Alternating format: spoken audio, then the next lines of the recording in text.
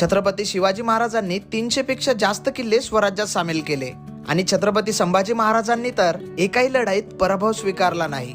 पण दुर्दैवाने महाराष्ट्राच्या इतिहासामध्ये जंजिरा हा एकमेव असा किल्ला आहे जो मराठ्यांना कधीच जिंकता आला नाही।